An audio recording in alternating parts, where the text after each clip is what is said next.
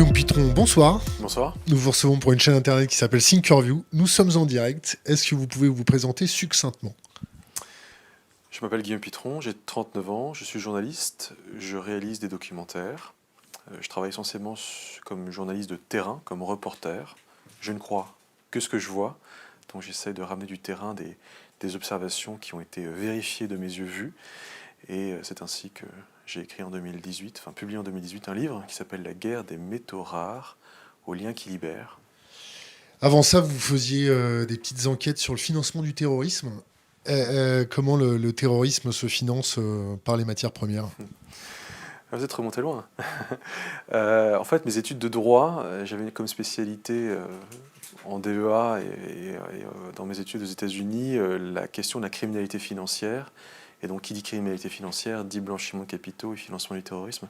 Or, il y avait un certain nombre de questionnements dans les années 2000, au début des années 2000, autour du financement de la nébuleuse Al-Qaïda par un certain nombre de matières premières. Je dis bien des questionnements, parce que ça n'a jamais été forcément confirmé, mais on pensait que Al-Qaïda passait par le commerce de matières premières agricoles au Yémen et au Soudan, notamment la gomme arabique soudanaise, figurez-vous, et que le commerce de cette gomme arabique, notamment au Soudan, passait par... était indirectement, plus ou moins directement, contrôlé en partie par Ben Laden, qui était réfugié au Soudan dans les années 90 et je crois au début des années 2000. Et c'est ainsi que je me suis intéressé aux matières premières. Et donc en fait, je suis rentré dans le monde des matières premières et donc des métaux rares en tirant ce fil passionnant des ressources. Alors, on va parler de ressources ce soir, on va parler d'épuisement de ressources, on va parler terres rares, on va parler géopolitique des terres rares, on va parler militarisation des terres rares, on va parler tout un tas de sujets. On va continuer juste le sujet sur la finance. La criminalité en col blanc, ça donne quoi, les journalistes d'investigation vous pensez qu'ils ont tous les éléments pour pouvoir aller chercher ce qui se passe, faire sortir de l'information, ou c'est vraiment une chape de plomb sur ce qui se passe sur les marchés financiers ? Est-ce que vous connaissez les dark pools ? Est-ce que vous connaissez ces choses-là ? Dark pool, alors, il va falloir que vous allez prendre ma place et c'est moi qui vous interrogez. Non, je ne connais pas les dark pools. Alors, je suis journaliste, mais en fait, en faisant du journalisme, je fais de la géopolitique, de l'économie, ça m'emmène sur les questions économiques et financières. Pour autant, je dois vous dire que moi, personnellement, je ne me suis pas retrouvé à faire des enquêtes comme pourrait les faire Denis Robert, à me retrouver impliqué dans des affaires comme Clearstream, où j'aurais pu avoir accès à des informations et investiguer sur ce type de choses-là. Donc j'ai du mal à répondre précisément à votre question, de savoir si est-ce qu'il y a une chape de plomb, mais bon, je suis journaliste, je reste quand même quelqu'un qui essaye de faire son métier. Aujourd'hui, être journaliste d'investigation, c'est rare. Je dirais, enfin, être journaliste qui fait de l'enquête, c'est rare. C'est difficile, l'enquête, ça coûte énormément d'argent. Quelquefois, vous pouvez passer des semaines à chercher un chiffre, et encore, il faut recouper ce chiffre. Donc, c'est beaucoup plus compliqué de faire du journalisme, d'interviewer un politique, ou c'est plus compliqué que, dans certains cas, de faire du journalisme qui consisterait à faire du reportage. Donc, c'est vrai que c'est pas un métier qui est très développé, pour cette raison. Et puis, deuxièmement, vous avez aussi une forme d'autocensure. Je veux dire, vous touchez à des informations qui peuvent être extrêmement sensibles, qui peuvent toucher à des milieux qui ne veulent pas que du bien lorsque vous parlez d'eux. Donc, du coup, aujourd'hui, cette chape de plomb, elle peut quelquefois être une autocensure qu'on s'impose et donc on s'empêche, en fait, soi-même de vouloir creuser plus loin ou de sortir ce type d'informations-là parce qu'on se doute qu'on est un peu seul face au monde sur lequel on enquête. Je précise que beaucoup de journalistes travaillent seuls. Et donc, travailler dans un média comme Le Monde, un grand média, comme une grande chaîne qui a les moyens de pouvoir vous protéger si jamais il y a un problème, y compris d'un point de vue judiciaire, juridique, c'est bien. Lorsque vous êtes tout seul et que vous n'avez pas un média derrière vous pour vous soutenir, y compris d'un point de vue médiatique, qui plus est en assurant des frais d'avocat si jamais vous vous faites embêter, c'est beaucoup plus compliqué. Or aujourd'hui, ce type de journalisme est un journalisme qui se pratique beaucoup seul. Donc ça fait beaucoup de limitations à l'exercice de ce métier. On va revenir à notre sujet. La transition écologique, la transition verte, est-ce que c'est pas une sémantique du bullshit pour reverdir le capitalisme ? Est-ce que, in fine, avec les enquêtes que vous avez pu faire, ça sonne pas un peu creux quand on nous dit la technologie, la science vont nous sauver de tous les périls comme l'épuisement des ressources, l'épuisement des métaux. Alors, votre question amène à essayer de savoir d'abord d'où l'on vient. C'est-à-dire qu'on vient, d'où on vient d'un âge qu'on appelle thermo-industriel, c'est-à-dire que notre société est basée sur la consommation de ressources fossiles, à commencer par le pétrole, le gaz, le charbon, et ces ressources permettent de pérenniser un système énergétique qui lui-même est l'un des fondements du capitalisme. Et simplement, tout ceci pollue beaucoup. Et donc, c'est responsable d'émissions de gaz à effet de serre, comme vous le savez, le climat se réchauffe. Il faut qu'on limite, qu'on passe pas la barre des 2 degrés de réchauffement climatique d'ici 2100. C'est ce qui a été convenu à la COP21. Comme vous le savez aussi, il y a déjà des rapports, y compris publiés par des experts, des ingénieurs français, tout récemment, qui disent qu'à ce rythme-là, on est en train d'aller vers les 5-6 degrés de réchauffement climatique à la fin du XXIe siècle. 6 degrés de moyenne, mais sur les continents, ce sera plus. Alors après, ça dépend des zones. Il y a des zones où, au contraire, il y aura plus Oui, effectivement, il y a des zones qui vont se réchauffer, d'autres qui vont se refroidir aussi. Donc en fait, ça dépend. Mais d'une manière générale... 5-6 degrés, c'est de moyenne. De moyenne. Mais sur les continents, ça va chauffer beaucoup plus. Alors du coup, il faudrait peut-être prendre la Méditerranée, par exemple, qui est une zone intéressante, qui va être particulièrement exposée à ce réchauffement. Je ne connais pas la moyenne sur la Méditerranée, dans zone méditerranéenne particulièrement, mais visiblement, la Méditerranée serait particulièrement impactée, et plus que la moyenne, justement, que d'autres zones.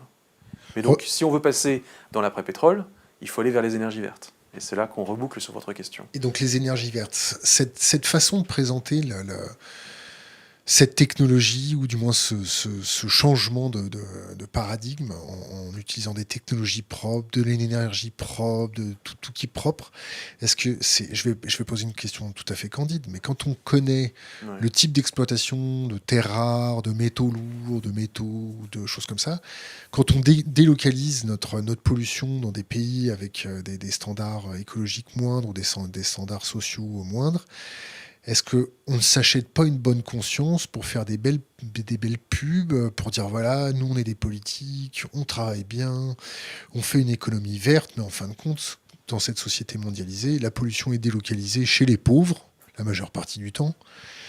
Mais en fin de compte, ça sert strictement à rien, et on consomme et on pollue pire qu'avant. Moi, quand j'entends le mot vert, quand j'entends le mot propre, qui est associé à tout, parce qu'aujourd'hui, on fait de la viande propre, hein, on parle aussi de viande propre, la clean meat, la viande de laboratoire qui va remplacer la viande de vache ou de je ne sais quel autre animal élevé à la ferme. Et puis on emploie le mot propre à tort et à travers, et le mot vert pour parler de la mobilité, pour parler de la façon dont on produit de l'énergie, pour produire tout ça. Donc moi, c'est des mots qui m'insupportent. C'est-à-dire que maintenant que l'on sait ce qu'il peut y avoir derrière le vert, quand j'entends ça, forcément, je pense greenwashing, immédiatement. C'est le premier mot qui me vient à l'esprit, parce que rien n'est propre. Il y a toujours un impact quelque part. Les économistes disent « there's no free lunch ». On déjeune jamais gratuitement. Il y a toujours quelqu'un qui va payer l'addition. Et donc en fait, c'est vrai que je suis revenu de cet idéalisme que je pouvais d'ailleurs moi-même nourrir, parce qu'il fallait bien que je comprenne ce qu'il y avait derrière ce mot-là. Et aujourd'hui, effectivement, quand je regarde toutes ces technologies et ce discours, je vois quelques mots et je vois quelques phénomènes que vous avez évoqués. Je vois des conditions d'extraction de matières premières, et notamment des matières premières minérales, qu'il faut bien aller chercher quelque part, extraire, raffiner, pour ensuite les mettre dans toutes ces technologies que l'on présente comme vertes.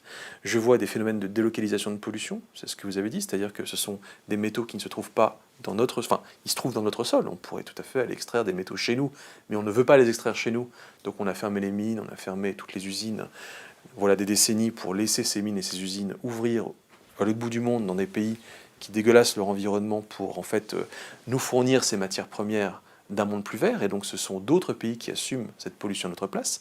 Donc on a délocalisé la pollution, on a transféré la pollution de ces technologies vertes et digitales, et on croit qu'on est propre alors qu'en fait on a sali les autres, mais d'un point de vue comptable, on ne supporte pas finalement le coût, ne serait-ce que comptable, et les coûts concrets, matériels de cette pollution. Donc je vois aussi ce phénomène-là, et donc je vois, et c'est pour conclure sur vos remarques, un immense phénomène de, non seulement de greenwashing, mais aussi d'hypocrisie et de bonne conscience qu'on se donne à soi-même en se disant, regardez, je vais mettre à la casse ma vieille voiture qui consomme du diesel ou de l'essence, je vais m'acheter à la place une voiture électrique qui ne va pas émettre d'émissions de gaz à effet de serre quand je roule, notamment dans une ville. Je vais installer sur mon toit un panneau solaire qui effectivement va produire de l'électricité sans rejeter de CO2, très bien. Mais encore une fois, cette pollution, elle est ailleurs, on ne la voit pas, et on se part d'un beau discours vert, et en réalité, on n'a juste fait que dégueulasser les campagnes, notamment chinoises, pour pouvoir être propre. Donc il y a cette hypocrisie, il y a cette bonne conscience qui est un leurre, en fait. Alors, c'est quoi dégueulasser la campagne chinoise? Parce que je vous raconte. Ouais, vous êtes venu pour ça, non? Ouais, mais je vais vous raconter. On voit beaucoup de personnes se draper dans l'étendard de la vertu verte, de la vertu, tout ça, mais concrètement, sur le terrain, ça donne quoi? C'est des villages contre le cancer.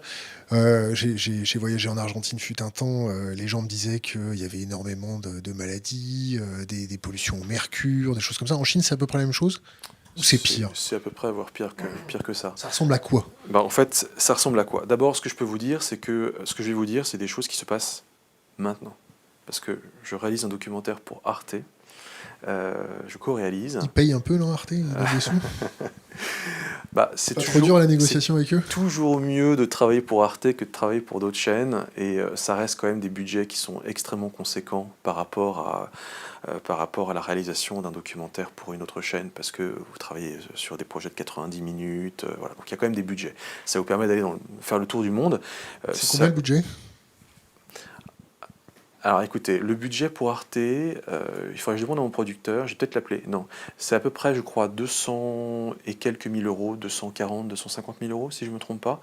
Mais ça, c'est le budget de la chaîne, et vient s'ajouter ensuite le budget d'autres coproductions. Ça veut dire que d'autres chaînes étrangères peuvent dire, j'entre en coproduction avec Arte, et donc je mets un peu d'argent au pot pour pouvoir ensuite, moi, avoir la primeur sur la diffusion du film dans mon pays. Et puis vous avez aussi des aides d'État. Vous avez le CNC, vous avez la région, je ne sais quoi, qui vous donne de l'aide. Donc à l'arrivée, le budget total pour un documentaire pour ce type de case-là, ça peut représenter 300, 400 000 euros peut-être. Ouais. Donc vous avez quand même un peu de moyens quand vous êtes journaliste, même si votre salaire de journaliste représente qu'une part réduite de ce salaire global qui sert à financer les caméramans, les preneurs son, les drones, les voyages, parce qu'il faut faire le tour du monde je ne sais combien de fois de suite. Mais bon, au milieu de tout ça, il y a quand même un salaire pour le journaliste. Donc on peut vivre de ce métier, même si c'est dur. Donc, concrètement, sur le terrain, ça ressemble à quoi? Et donc je suis dans le cadre de ce documentaire en Chine il y a 6 mois. C'était en avril, donc c'était un peu plus, c'était 8 mois, en avril-mai, fin avril, début mai, et je suis dans ces zones chinoises où on extrait ces fameuses matières premières, sans lesquelles il n'est pas de monde plus vert.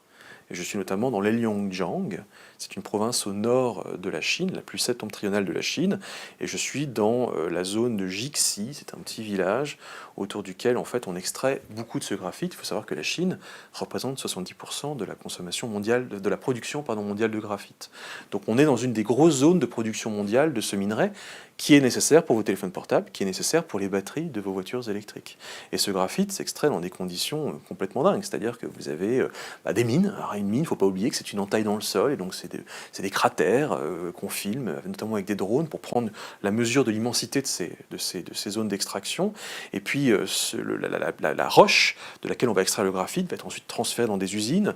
Quand on les regarde, ces usines, c'est comme dans les années 50, vous avez des hommes qui travaillent dans ces usines avec des fichus sur le visage et qui se protègent tant qu'ils peuvent des poussières de graphite, et qui disent si jamais je porte pas ces fichus, mes poumons vont devenir de la pierre, etc. Donc ça, c'est la réalité. Et puis des gens autour, des villageois qui parlent et qui vous disent le drame que ça peut être pour eux de vivre dans ces zones extrêmement polluées, mais ils ne peuvent rien dire, ils ne peuvent rien faire. Je rappelle qu'on est en Chine et que la liberté d'expression en Chine, c'est limité.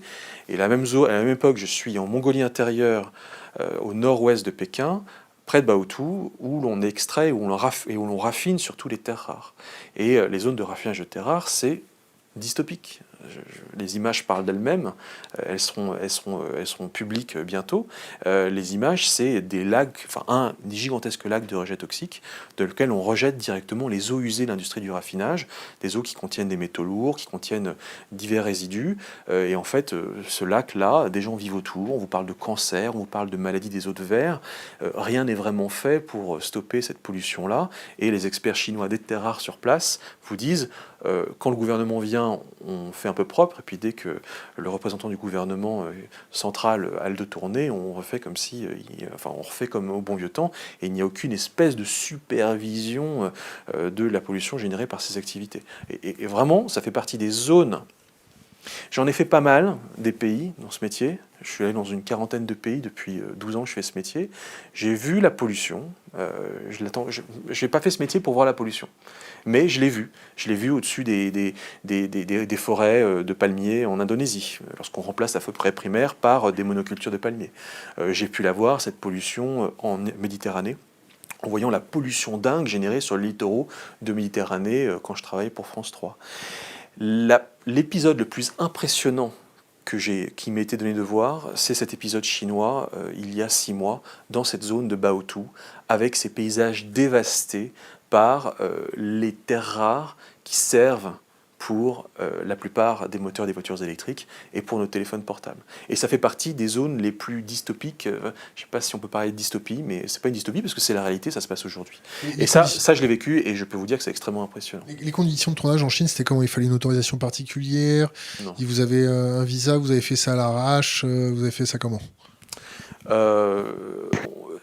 Vous n'allez pas... Un visa journaliste ou pas? Non. Vous ne dites pas aux douaniers chinois en rentrant à Pékin que vous allez dans les mines de terres rares et de graphite. Donc, pourquoi? Sinon, ils vous en empêchent? Sinon, vous reprenez le premier avion dans le sens inverse.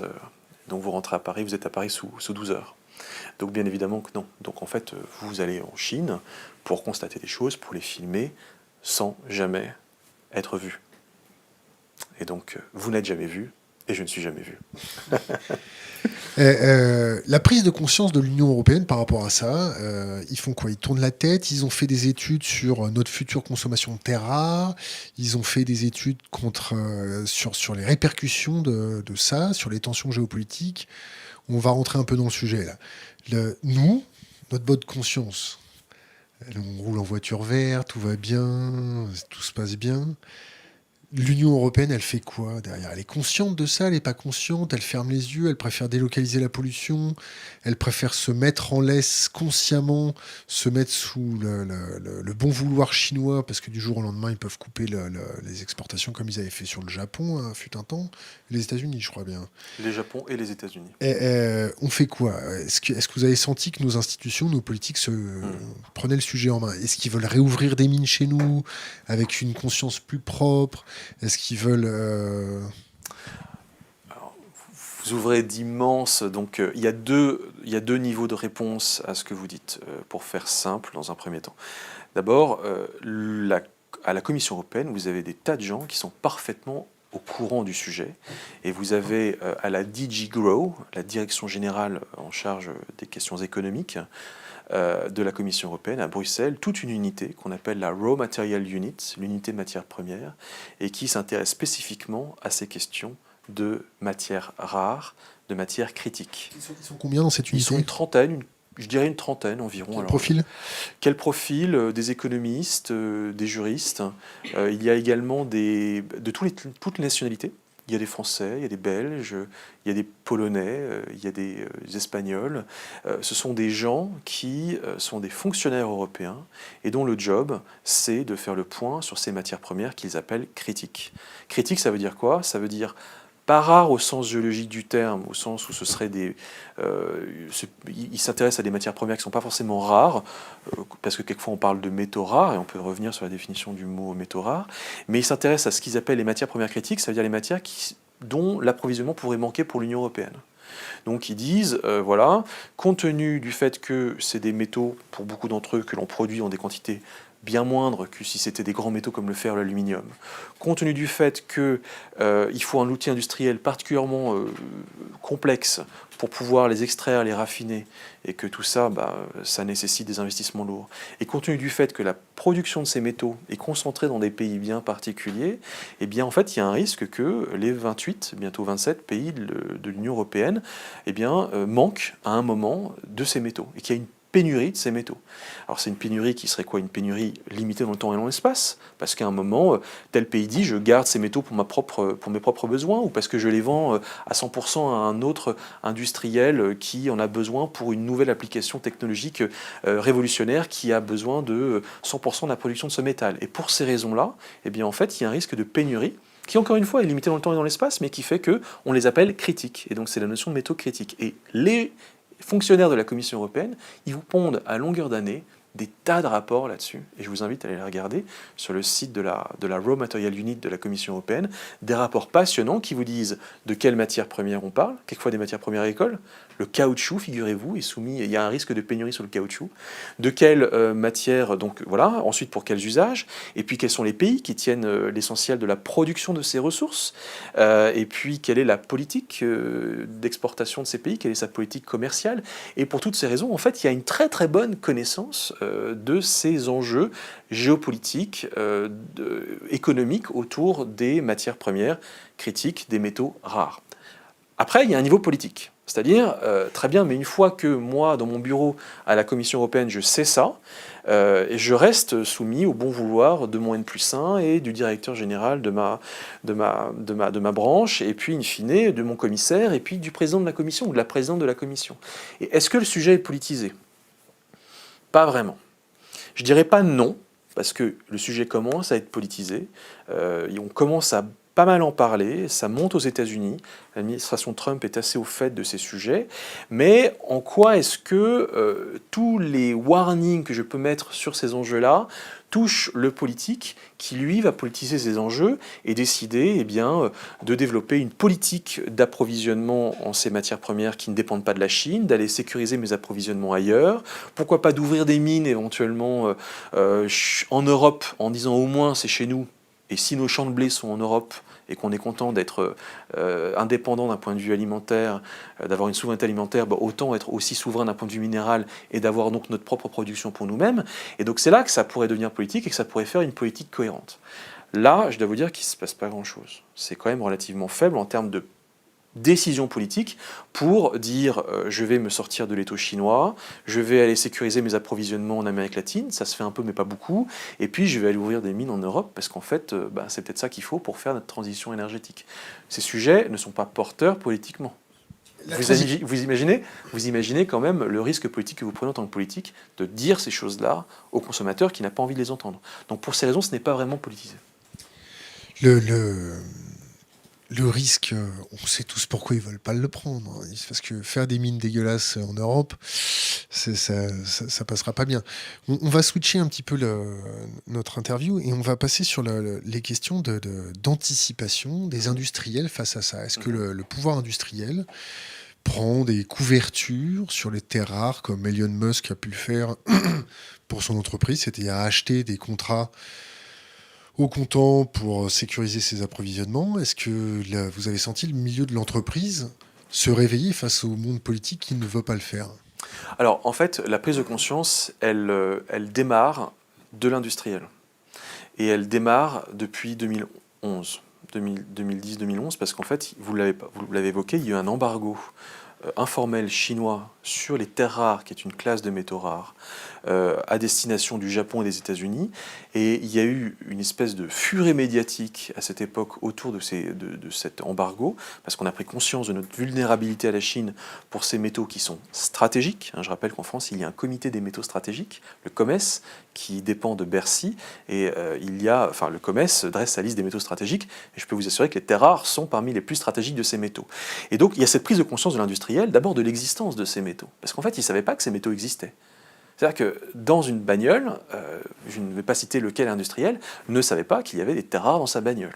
Donc, pourquoi? Parce qu'en fait, il n'achète pas la terre rare, il achète le produit fini ou semi-fini avec la terre rare dedans.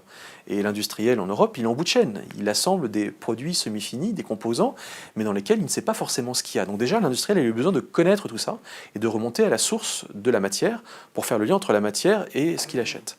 Et puis après, ils se sont mis à se poser des questions de sécurisation de ces approvisionnements, soit en allant, tant que faire se peut, négocier, quémander avec les Chinois quelques grammes supplémentaires de terres rares et autres métaux rares. C'est difficile de leur apporter la démocratie quand même. Et puis Les petits pays comme la République démocratique du Congo, on leur apporte la démocratie, tout se passe bien. Mais les Chinois, c'est plus compliqué, ils sont plus nombreux. non seulement on leur apportera pas, on ne leur importera pas nos valeurs, et en plus de ça, on ne leur importera pas notre propre définition du commerce international tel qu'on voudrait l'avoir. C'est-à-dire que la définition que les Chinois ont du commerce international est propre aux Chinois, de même que les Américains ont leur définition propre, qui correspond à leurs intérêts bien compris. Et elle n'est pas forcément cohérente avec le libre-échange de métaux rares. Au contraire, les Chinois ne veulent pas vendre ces métaux aux régions parce qu'ils veulent les garder pour eux.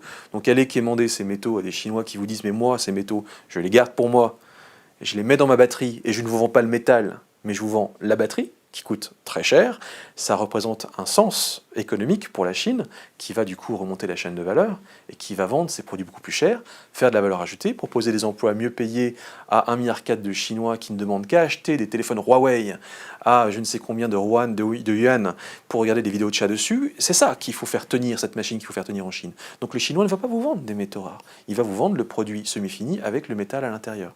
Le Chinois, il vous dit quoi? Il vous dit, vous les Français, vous vendez pas du raisin, vous vendez du vin. Bah nous, les Chinois, on ne va pas vous vendre de métaux rares. On va vous vendre des produits finis. Donc l'industriel, il peut toujours essayer, ça va être difficile. Donc il va aller s'approvisionner ailleurs. Il regarde son lithium en Australie, son lithium en Amérique latine. Il va bien évidemment s'intéresser au cobalt congolais, sauf que manque de peau, les Chinois sont là depuis bien longtemps et ils ont déjà en fait mis la main sur 80% du cobalt congolais. Mais il n'y a pas que du cobalt au Congo, il y en a aussi ailleurs. Donc est-ce qu'on va aller chercher ça dans d'autres pays? Et puis l'industriel, il essaye de substituer. C'est-à-dire, il essaye de dire, si il y a des terres rares pour mon éolienne, nécessaires pour le rotor de mon éolienne, une éolienne de grande puissance peut nécessiter jusqu'à 1 tonne de terres rares pour le rotor. Mais je peux peut-être remplacer ce rotor à base d'aimants permanents, et dans l'aimant permanent, il y a une terre rare, et je le remplace par du cuivre, par un rotor à base de cuivre. Et donc en fait, je substitue mon besoin de terre rare par un autre métal qui est moins rare et qui se trouve par exemple au Chili comme le cuivre, et dans ce cas-là, je contourne le problème chinois, et du coup, je sécurise mes approvisionnements avec un pays comme le Chili, qui en fait de respect des règles du commerce international est un petit peu plus docile. Et donc c'est de cette manière que les industriels, depuis bientôt 10 ans, ont essayé de s'organiser pour pouvoir contourner ce monopole chinois, mais voilà, enfin quasi-monopole qui reste quand même très fort sur des métaux dont on rappelle qu'ils sont stratégiques et non substituables. Ils sont non substituables, mais vous venez de nous dire... Enfin, je viens de dire qu'ils étaient substituables, excusez-moi. Donc en fait, je me corrige, je précise. On remplace difficilement un aimant de terre rare par un autre aimant avec autre chose qu'une terre rare. Dans un aimant de néodyme fer-bore ou de samarium cobalt, c'est difficile de remplacer le néodyme ou le samarium, qui sont des aimants, des terres rares, par une autre terre rare ou par un autre métal. C'est ça que je voulais dire par non substituable. En revanche, on peut substituer un aimant par quelque chose qui n'est pas un aimant, et ça devient un rotor bobiné à base de cuivre. Excusez-moi, je rentre dans les détails techniques parce qu'il faut essayer de être très précis sur les aspects techniques et factuels. Est-ce que vous avez étudié autour des terres rares des investissements du genre, on vous propose d'acheter des terres rares sur les marchés, on les stocke, vous avez vos terres rares stockées dans des bidons, et quand vous voulez les vendre, vous vendez vos terres rares. Vous avez étudié ce type de placement financier? Alors, moi je ne l'ai pas étudié. En revanche, j'en ai entendu parler, et donc effectivement, je vois un peu de ce qu'il s'agit, c'est-à-dire vous avez des gens qui viennent, d'ailleurs j'en reçois des publicités, qui viennent vous dire « investissez dans les terres rares, parce que si vous mettez quelques euros, vu l'importance de ce marché, le fait que les cours sont à la hausse, nous promettent-ils, eh bien vous allez récupérer 10, 20, 30, 40, 50 fois votre mise demain. Et nous, on stocke ces terres rares ou ces métaux rares en général en physique. On les stocke quelque part, ils sont souvent près d'un port, hein, et ça peut se trouver près d'Amsterdam par exemple, et vous avez la garantie qu'il y a du physique derrière ce dont on parle. Le vrai problème de ce type d'offre, c'est que le cours de ces métaux peut être extrêmement variable. C'est-à-dire que vous pouvez avoir des hausses extraordinaires des cours parce qu'à un moment, il y a une forte demande pour tel métal par rapport à telle technologie, mais demain, ça s'effondre. Et donc, vous avez des variations de marché qui sont très fortes. Donc, certes, vous allez récupérer 20 fois votre mise sur un coup, mais ça veut dire que vous allez perdre 20 fois votre mise à un moment ou à un autre parce que les marchés sont extrêmement variables. Et puis, vous avez un autre sujet autour de ça aussi, qui est que ce sont souvent les marchés des métaux rares, des marchés opaques, confidentiel, et vous ne savez pas en fait, en réalité, qui achète et à quel prix, parce que vous n'avez même pas les prix. Et souvent, vous apprenez qu'un État qui tient ces métaux, comme la Chine, manipule, et il y a des forts soupçons de manipulation des prix par la Chine à la baisse, pas à la hausse. Parce que la Chine manipule les prix à la baisse, pourquoi? Parce qu'elle a intérêt à ce que plus personne d'autre qu'elle n'aille ouvrir... Pardon? Ça permet de rendre les gens dépendants. Ça permet de nous rendre dépendants des terres rares pas chères. Si le dealer du bas de la rue vend sa cocaïne 2 fois moins cher, ou son opium, la Chine connaît bien ça, ou son crack 2 fois moins cher, eh bien en réalité, elle peut être assurée qu'il va avoir l'entièreté du business. Donc c'est ça que fait la Chine. En fait, elle vend son opium des technologies vertes, des technologies numériques, beaucoup moins cher, parce que moi, Français, avide d'ouvrir une mine de terres rares pour aller contourner le monopole chinois, si je ne rentabilise pas ma mine à courte échéance, je la ferme. Et donc la Chine baisse les prix volontairement, en tout cas c'est un fort soupçon qui pèse sur elle, de sorte que, eh bien, on ne puisse pas ouvrir de mines alternatives. La Chine ne pense pas en capitaliste sur ce sujet-là. Et donc je reviens à notre histoire de placement.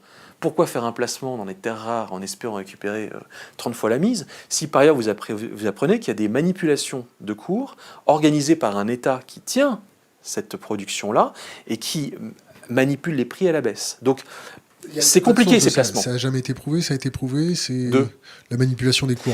Alors, ça n'a pas complètement été prouvé, parce qu'effectivement, il y a des débats, mais quand vous interrogez les éminents spécialistes des terres rares qui font un peu le tour des conférences, des noms, Dudley Kingsnorth, Christopher Ecclestone, Patrice Chrisman, Jack Lifton, une majorité de ces experts vous disent, oui, il y a une manipulation à la baisse par la Chine qui, de fait, conserve le monopole ou un quasi-monopole sur ces matières premières parce que les concurrents occidentaux ne rentreront pas sur ce marché faute de pouvoir avoir un business model cohérent.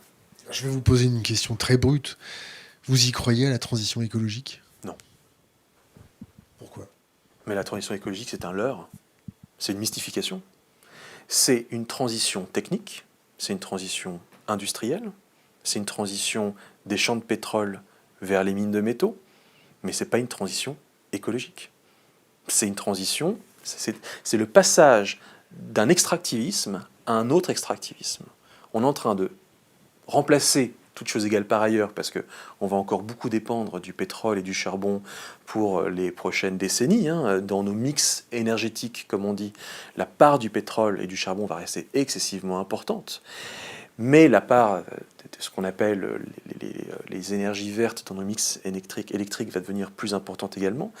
Et donc, ce passage progressif vers un âge plus sobre, parce qu'on parle de technologie verte, va en fait nous conduire à extraire toujours davantage de matière minérale, davantage de fer, davantage d'acier, davantage de cuivre, davantage d'aluminium et de zinc qui sont des métaux abondants mais qui sont nécessaires pour les technologies vertes, et davantage de tous ces petits métaux rares, critiques, stratégiques comme les terres rares, le gallium, l'indium, l'antimoine, le cobalt, le tantal, le tungstène, qui sont également, pour la plupart d'entre eux, nécessaires pour toutes ces technologies-là. Et donc en fait, on va essayer de régler un problème autour de l'extraction du pétrole et des émissions de gaz à effet de serre, et de fait, ça va peut-être émettre un peu moins de CO2 de passer dans l'âge du verre, mais en même temps, ça va générer plus de pollution au niveau minier, avec pollution des eaux, pollution des sols, etc. etc. Donc on n'est pas en train de régler le problème, on est en train de le déplacer. Et on le déplace d'une économie à l'autre, on le déplace d'une zone de production pétrolière comme le Moyen-Orient vers d'autres zones de production de matières premières comme la Chine ou comme le Congo et RDC pour le cobalt ou comme les pays d'Amérique andine pour le lithium ou le cuivre. Et donc en fait, le problème, on ne le règle pas, on le déplace. Et donc je ne crois pas une demi-seconde à ce mythe d'une transition qui serait écologique. Ça va être une transition énergétique, parce qu'effectivement, dans la façon dont on va avoir, enfin, nos sources d'énergie vont être différentes. Elles vont être différentes. Elles vont être mieux mixées. Elles vont être mieux mixées, exactement. Et c'est pour ça qu'il faut parler de transition énergétique et d'addition énergétique. On va additionner de nouvelles sources d'énergie et de nouvelles façons de produire de l'électricité à la façon qu'on a eu jusque maintenant de produire de l'électricité.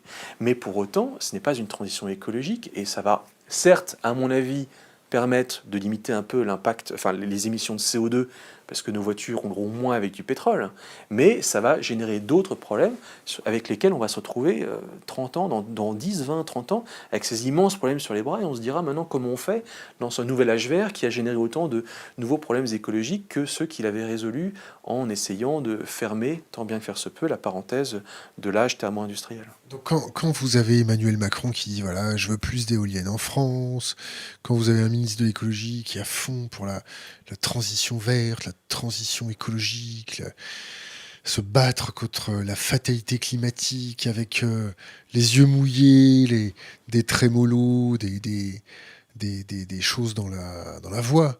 Excusez-moi, j'ai mon caméraman qui faisait bouger sa caméra un peu vite.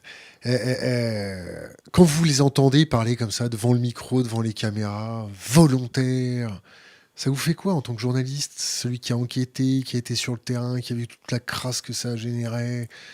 Alors, quand on est sur le terrain, on voit des choses qui sont en miroir inversé de ce qui se raconte quand on n'est pas sur le terrain. Et il faut aller sur le terrain, de même que tout un chacun est d'accord pour dire que quand il rentre de voyage, ça lui a apporté une bouffée d'air et ça lui a permis de revenir avec des idées fraîches. Et ben, moi, c'est mon métier de revenir avec des idées fraîches et des idées neuves. Et le terrain raconte une autre histoire que l'histoire que je entends lorsque je regarde une publicité à la télévision pour la dernière voiture électrique et lorsque je peux écouter certains discours politiques. Et donc, il faut toujours revenir à ce terrain-là parce que le terrain ne ment pas. Et je tiens vraiment à ça. Et donc on peut discuter de plein de choses sur ces questions-là, parce que je sais que ça génère un vrai débat, mais à un moment, le terrain ne ment pas. Voilà. Qu'est-ce que ça me génère pareil Je vous ai coupé. Non. Qu'est-ce que ça alors, donc voilà. Ensuite, j'ai l'impression, quand on parle de transition, de transition énergétique, moi, la transition énergétique, je suis pour. Je veux dire, on a tous envie de transition, on est tous d'accord pour dire... Ok, très bien, super, plus de pétrole, plus de charbon, génial. Bon, comme vous avez compris, ça va être très long et ça va être plus de mix et pas forcément plus de pétrole versus 100% d'énergie renouvelable. Donc moi je suis pour. Simplement, j'ai l'impression quand on en parle, qu'on comprend mal, voire qu'on ne sait pas du tout, les considérables enjeux que cela est en train de charrier. C'est-à-dire que dire je vais faire ma transition énergétique, ça implique une consommation, un appel accru à des ressources minières, comme les métaux et comme les métaux rares dans des proportions absolument extraordinaires. Ça implique d'avoir tout un système de production d'énergie, d'électricité pour nourrir cette machine minière. Ça implique de nouvelles routes commerciales, y compris en physique, pour pouvoir être capable d'acheminer ces minerais. Ça implique de l'eau. Ça implique d'avoir de l'eau pour se transformer le minerai. On va la chercher où, l'eau? Je prends un exemple. Mon co-réalisateur, Jean-Louis Pérez, pour ce film qu'on est en train de réaliser, était au Chili. Et on a voulu voir ce qu'il y avait derrière 1 kilo de Chili qui sort de la mine de Chuquicamata, qui est la plus grande mine à ciel ouvert de cuivre de la planète. On l'a survolée au drone. Qu'est-ce qu'il y a derrière cette mine? Bon, derrière 1 kilo de cuivre qui va sortir de là. D'abord, le cuivre, il sort pas raffiné, il sort à l'état brut. Donc il va falloir le transformer, ce minerai, en métal. Mais pour le transformer en métal, il faut de l'eau. Et l'eau, on est dans le désert d'Atacama. Donc il n'y a pas beaucoup d'eau là-bas, il y a des zones où il n'y a pas plus depuis 500 ans. Donc on pompe un peu dans les nappes phréatiques, et puis à un moment, on ne peut plus continuer à pomper dans les nappes phréatiques. Et l'industrie minière chilienne dit, on va chercher de l'eau dans l'océan. Et donc on achemine l'eau de l'océan Pacifique via des pipes. Donc il faut construire des pipes pour que l'eau arrive jusque dans la zone d'extraction, enfin de raffinage. L'eau, elle n'arrive pas salée, ou elle n'arrive pas complètement salée. Il faut, pour une partie d'entre elles, de cette eau, il faut la désaliniser. Donc il faut construire une centrale de désalinisation. Mais la centrale de désalinisation, elle ne tourne pas avec des pédales. Il faut de l'électricité. Et donc il faut une centrale électrique. Et la centrale électrique, elle tourne au charbon. 40% du mix électrique ou énergétique, j'ai un doute, mais je crois que c'est du mix électrique au Chili, c'est le charbon. Et le charbon, il vient d'où? Il vient de Colombie et de Nouvelle-Zélande. Donc c'est ça qu'on est en train de mettre en place lorsqu'on parle d'aller chercher du cuivre qui est nécessaire pour des éoliennes. Et je vous rappelle que pour certaines éoliennes, il faut 16 tonnes de cuivre, parce qu'il faut les raccorder au réseau électrique. Donc il y a un appel accru à ces ressources-là, et je ne crois pas qu'aujourd'hui, quand on parle de transition énergétique, on comprenne tout ça. On n'a pas mis les chiffres sur tout ça. On ne connaît pas les ACV, les analyses de cycle de vie. On n'a pas fait des inventaires de cycle de vie. On ne connaît pas le sac à dos écologique, comme on dit de ces technologies-là, c'est-à-dire toutes les ressources qui ont été directement et indirectement mobilisées pour arriver à ce produit fini.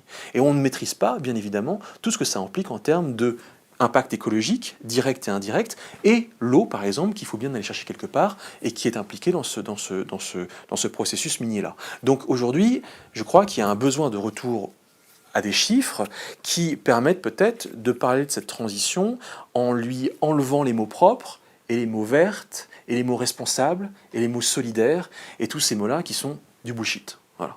C'est avec vous que je le dis, parce que sinon je ne le dis pas d'habitude quand je suis interrogé dans les médias, mais c'est vraiment les mots qui sont évidemment ceux qui me viennent les premières à l'esprit lorsqu'on parle de ces technologies. Et puis, il y a des enjeux géopolitiques et économiques derrière, parce qu'il faut bien comprendre que... Avant de traiter la géopolitique... Parce que le politique ne comprend pas ça non plus. Enfin, moi, je vais vous dire... Pas complètement, je vais essayer de raisonner en politique, donc je vais m'enlever la moitié de mon cerveau. Créer des pipes, des canalisations pour acheminer l'eau de mer, désaliniser, créer des petites usines, c'est vachement bien, on va créer de l'emploi. Pourquoi vous râlez ? Je me fais l'avocat du diable. Oui, bien sûr. La transition énergétique, c'est très schumpeterien. C'est la destruction créatrice, c'est ça ? C'est la destruction créatrice. Et on va détruire des emplois dans l'âge de l'âge thermo-industriel, dans le pétrole, dans le charbon, et ils vont être remplacés par des emplois du monde vert. Et donc tous ces emplois qui se détruisent d'un côté, c'est des emplois retrouvés de l'autre. Mais vous savez, le problème, c'est ces emplois-là, ils vont être créés, mais à qui vont-ils profiter ? Est-ce ça va être des emplois français qui vont rester en France ou des emplois européens qui vont rester en Europe ? Est-ce que ça va être des petits-enfants en République démocratique du Congo qui vont aller faire des trous ? Alors, il y a ce sujet de la question de savoir dans quelles conditions on extrait du cobalt dans les mines de République démocratique du Congo. Et puis, tous ces emplois verts à haute valeur ajoutée, c'est des emplois que lorgnent beaucoup de pays qui profitent de cette nouvelle donne énergétique qu'est la transition énergétique pour espérer sauter une étape. Et en fait, être capable de tirer le meilleur parti de cette nouvelle donne énergétique en tirant pour eux-mêmes le meilleur bénéfice de ces emplois verts. Rappelez-vous quand même qu'on a vécu un basculement des énergies mondes au début du XXe siècle, lorsqu'on a basculé du charbon au pétrole. Ce saut technologique. Ce saut technologique-là, qui était un saut énergétique, puisqu'on est passé de la machine à vapeur au moteur à essence, eh bien ça, alors il y a plein d'explications qui permettent d'expliquer. Il y a toujours des multiples critères à la perte d'influence du Royaume-Uni et la montée en puissance des États-Unis à cette époque. Mais il n'empêche qu'une partie des événements de ce basculement des économies mondes du Royaume-Uni vers les États-Unis s'explique aussi par ce changement d'ordre énergétique. Le Royaume-Uni avait le charbon chez lui, et il tirait le meilleur parti des technologies qui utilisaient le charbon, la machine à vapeur par exemple, et la tisseuse mécanique. Le moment où on passe à l'ordre, à un système énergétique dépendant, qui dépend davantage du pétrole, c'est tout bénef pour les Américains, qui vont par ailleurs sécuriser les routes du pétrole avec l'Arabie Saoudite ou aller chercher du pétrole, enfin ça viendra plus tard, ça viendra avec le pacte du Quincy dans les années 40, mais avant, les États-Unis ont ce pétrole chez eux, notamment au Texas, et c'est ainsi qu'ils développent les technologies qui se servent de ce pétrole, et c'est ainsi qu'arrive la Forte en 1908 à Détroit, à Piquette. Et bien là, on passe dans un nouvel ordre énergétique, puisqu'on va passer à l'après-pétrole, et donc c'est un nouveau basculement des économies mondes qui arrive, mais cette fois-ci à l'avantage de la Chine, parce que la Chine a les matières premières, elle les a sécurisées, en tout cas pour ce qui est des métaux rares. Elle n'a pas tous les métaux, elle doit importer énormément de métaux, mais ces métaux-là, les plus stratégiques d'entre eux, elle les a sécurisés chez les Boliviens ou chez les Congolais quand elle ne l'a pas. Et puis, elle a la maîtrise des technologies qui utilisent ces métaux. Et donc, en fait, on bascule dans un monde où c'est la Chine qui va être capable de fabriquer ces technologies vertes. Et c'est ce qu'elle fait. Elle fabrique la majorité des panneaux solaires. Elle fabrique la majorité des batteries de voitures électriques aujourd'hui. Elle va fabriquer demain la majorité des voitures électriques. Et demain, nous achèterons des voitures électriques chinoises. Et donc, toute cette idée d'emploi vert à laquelle j'ai envie de croire, il faut regarder la réalité. Tous les emplois industriels du secteur photovoltaïque, ils ont été détruits en Europe, quasiment tous. Ils ont tous été recréés en Chine. Et c'est ce qui peut se passer pour le secteur de l'automobile et le secteur des éoliennes. Donc attention à ce basculement-là, qui consisterait à remplacer certes des emplois par d'autres, mais pas dans la même zone du monde. ailleurs vers l'Asie. Et ça, c'est un vrai sujet pour les Occidentaux qui tiennent quand même à la croissance verte. Je pose une question Internet. Est-ce que votre propre perspective, votre sagesse a évolué au cours du temps face aux réalités contraires aux propagandes nationales?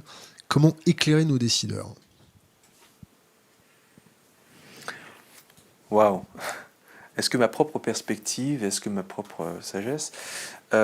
D'abord, je pense qu'elle a évolué. Bah oui, parce que, je veux dire, on part tous du discours le plus facilement accessible, c'est-à-dire la télévision, le plus facilement digérable, c'est-à-dire un prêt-à-penser sur ces questions-là, y compris le prêt-à-penser politique sur ces enjeux-là. Et donc, il faut du temps pour s'intéresser aux aspects souterrains, au sens le plus littéral du terme, de ces enjeux-là, aller voir au-delà, voir en dessous, au sens le plus littéral du terme. Enquêter. Moi, la guerre des métaux rares, c'est 6 ans, enfin, j'ai pas fait que ça pendant 6 ans, mais c'est 6 ans d'enquête dans une douzaine de pays pour, à un moment, essayer d'avoir de reconstruire un discours cohérent qui soit en fait le miroir inversé du discours officiel.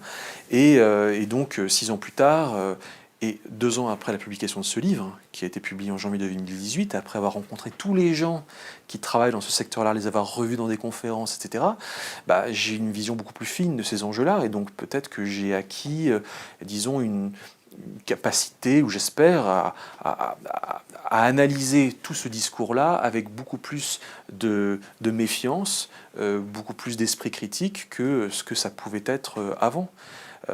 D'une manière générale, dès qu'il y a un enjeu industriel dans quelque chose, un enjeu économique sur un sujet, il faut se méfier. Enfin, je veux dire, j'ai rien contre l'industriel.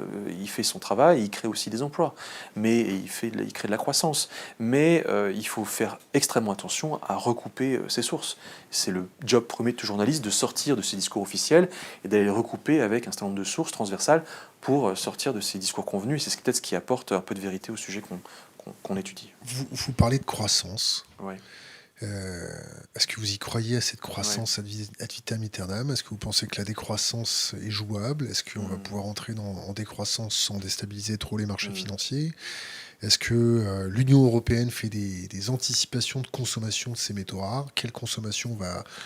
Pour les 25 prochaines années, la génération qui va utiliser ses téléphones portables pour regarder des vidéos de chats, elle va consommer autant de métaux rares que depuis les 2000 dernières années. Est-ce que cette sacro-sainte croissance, est-ce que c'est pas du bullshit aussi? Est-ce que la période d'abondance qu'on a connue depuis les 100 dernières années n'est pas totalement révolue et on va rentrer dans une ère où l'abondance s'est terminée? Alors, d'abord, si on regarde quelques chiffres, à commencer par ceux de l'OCDE, nous allons consommer d'ici 2060, c'est une étude de 2018 de l'OCDE, entre 2011 et 2060, l'humanité va consommer 2 fois plus de matières premières. Que depuis Non, en fait, sa consommation de matières premières en 2060 sera 2 fois supérieure, annuelle, sera supérieure à celle de 2011. Donc ça veut dire que nous sommes dans un âge d'extraction toujours plus forte de matières premières, avec tous les enjeux sous-jacents de ressources qu'il faut aller chercher pour fabriquer la ressource, comme ce que j'ai expliqué au Chili. Si on regarde plus précisément les marchés du lithium, du cobalt, du tungstène, du vanadium, etc., qui sont des métaux très précis, très spéciaux, très stratégiques, avec des besoins très particuliers pour nos nouvelles technologies, c'est pas x2. C'est x5, x9, x15, x44 pour le cuivre entre 2013 et 2035, x180 pour le lithium entre 2013 et 2035. C'est des chiffres de l'agence minérale allemande. Donc, effectivement, on n'est pas sur quelque chose qui ressemble à de la décroissance quand on regarde ces chiffres d'extraction présents et futurs, parce que on revient à ce sujet, l'accélération technologique est consommatrice de ces matières premières. Et on peut toujours essayer d'aller en recycler quelques-uns et de faire de la substitution et de dire on va découpler.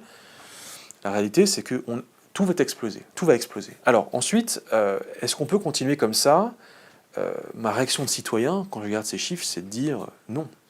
Je veux dire, on peut pas continuer comme ça. Et évidemment qu'à un moment, je veux dire, les écosystèmes, tout cela ne peut pas soutenir une telle accélération extractive. Vous me posez une question qui est extrêmement délicate, et je dois vous dire qu'elle me met dans la gêne et que j'ai du mal à y répondre, qui est qu'est-ce qu'on fait? Est-ce qu'on fait de la décroissance? Et je suis extrêmement mal à l'aise face à ces questions, et je vous avoue que je suis en réflexion par rapport à ces sujets-là et que je n'ai pas encore tranché.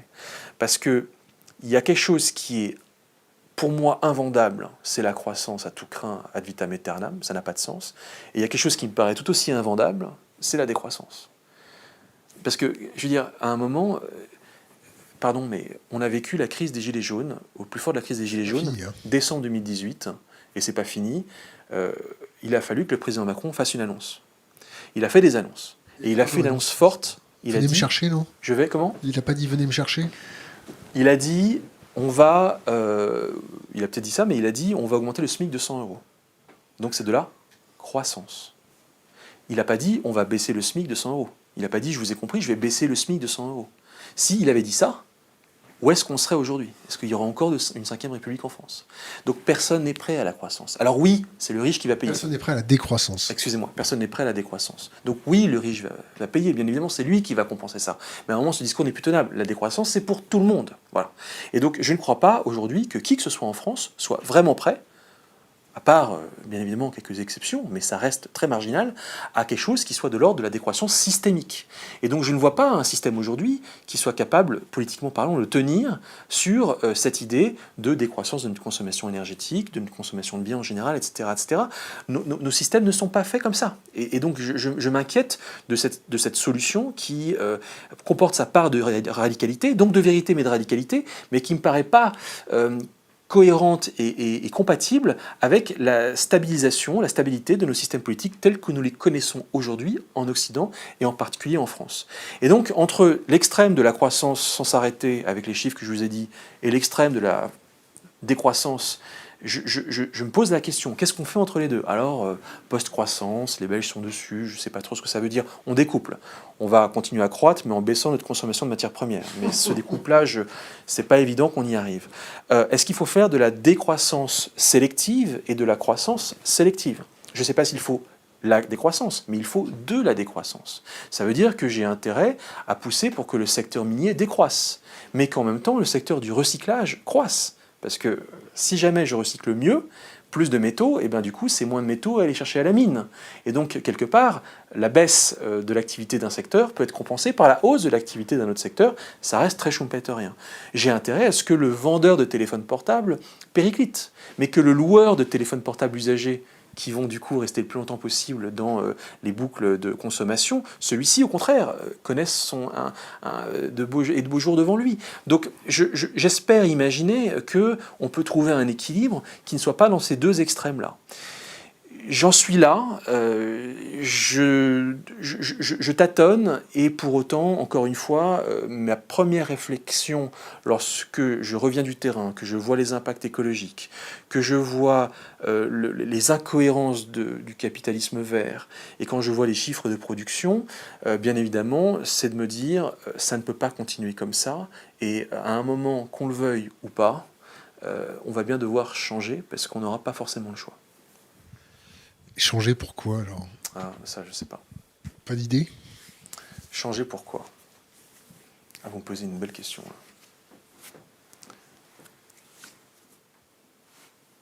Ben, en fait, ça nous amène à...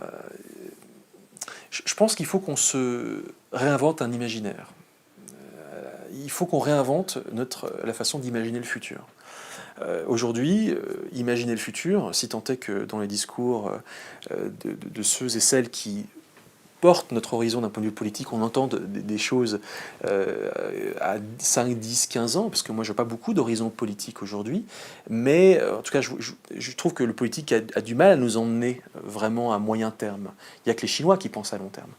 Le discours aujourd'hui, c'est de dire plus de prospérité, plus de croissance, moins de chômage, des retraites mieux valorisées, etc. etc. Mais si on... Pour moi, je suis le président du pouvoir d'achat. La France est en marche et on est tous sauvés. Si on en reste là, effectivement, on ne changera pas.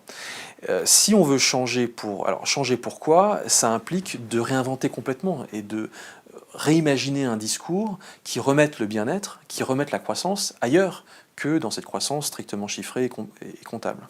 Et donc c'est peut-être la croissance du bien-être compte tenu de notre exposition plus quotidienne à la nature, de notre exposition moindre à certaines pollutions générées par l'extractivisme ou bien par les industries. C'est bien évidemment peut-être la croissance, mais je dis des choses qui sont complètement évidentes. La croissance d'une qualité de vie à défaut d'une croissance de la quantité de vie et de quantité de consommation.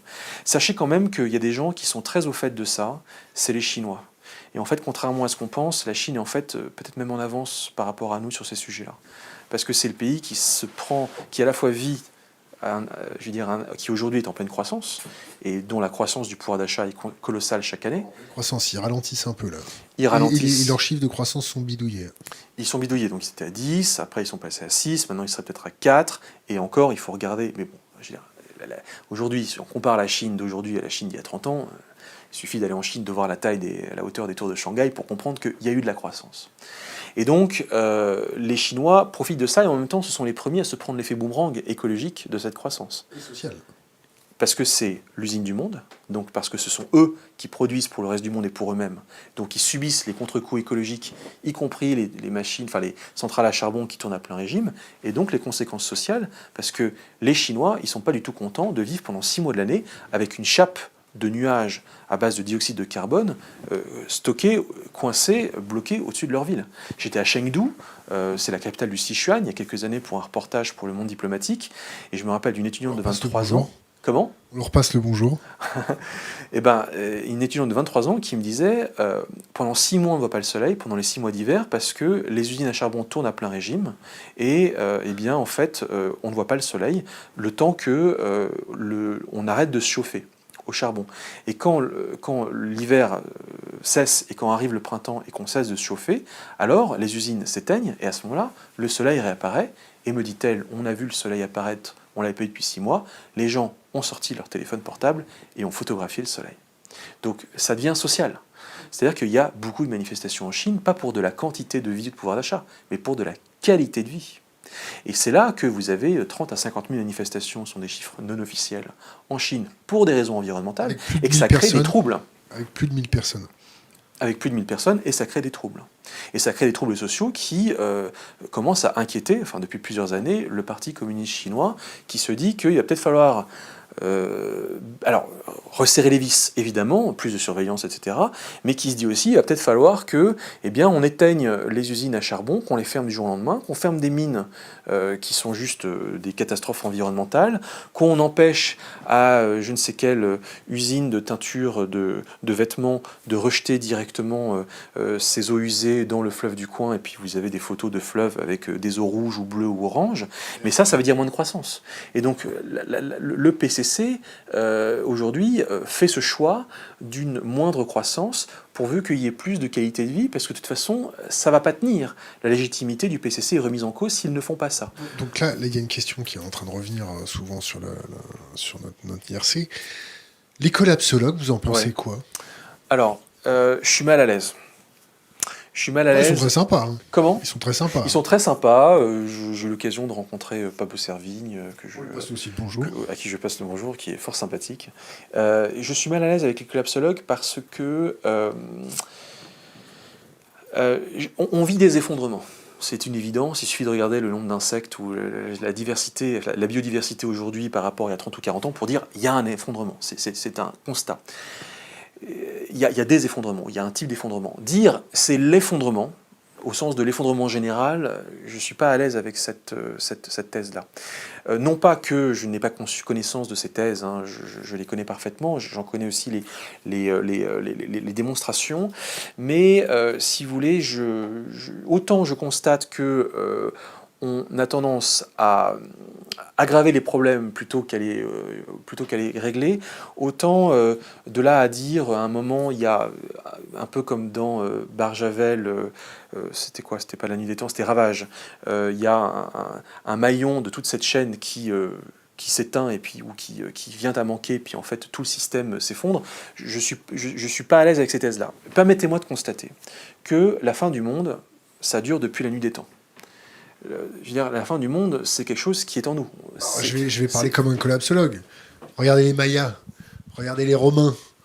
C'est des empires qui sont gaufrés pour des questions énergétiques, qui sont gaufrés pour des questions climatiques. Qui se sont effondrés. Donc vous avez parfaitement raison.